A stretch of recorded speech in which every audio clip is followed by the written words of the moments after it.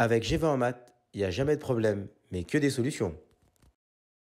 À travers cette vidéo, nous allons voir ensemble comment décomposer un entier en produit de facteurs premiers. Donc, dans un premier temps, on a besoin de la liste des nombres premiers qui sont indiqués ici en haut à droite.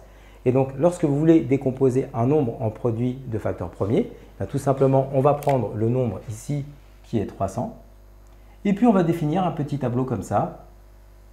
Et on va commencer par le premier entier, premier qui est 2. D'accord?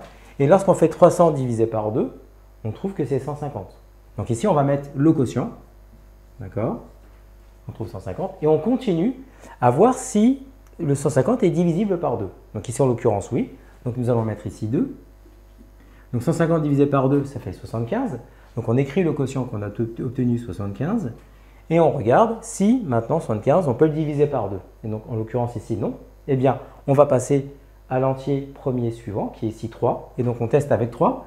Et 75 divisé par 3, ben ici ça fonctionne, parce que ça va nous donner 25. Donc on garde 25. D'accord?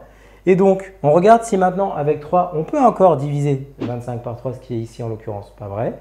Et donc, on va passer à l'entier premier suivant, qui va être 5. Donc, on écrit ici 5. Et donc, 25 divisé par 5, on obtient 5. D'accord? Et on continue. 5, eh bien, on peut le diviser par 5 également. Donc, on réécrit 5. Et on s'arrête ici, parce que maintenant, on trouve que c'est 1.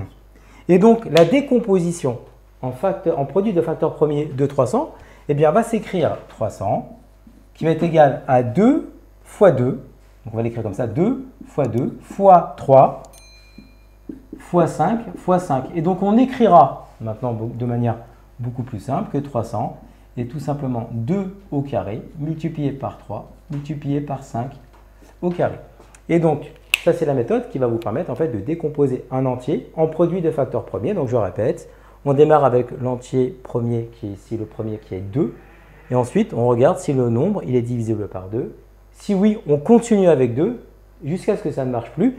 Puis on essaye avec le suivant 3, puis 5, puis ainsi de suite, 7, d'accord, 11, jusqu'à ce qu'à la fin, vous obteniez ici un quotient qui soit égal à 1. Ça va vous donner l'information qu'on s'arrête.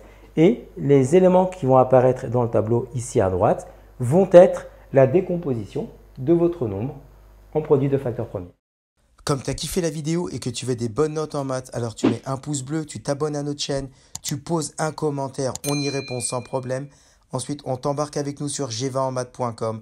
Des exercices corrigés, des détails de ouf avec ça. Plus d'excuses pour ne pas avoir de bonnes notes en maths. Et bien sûr, rendez-vous sur nos réseaux sociaux.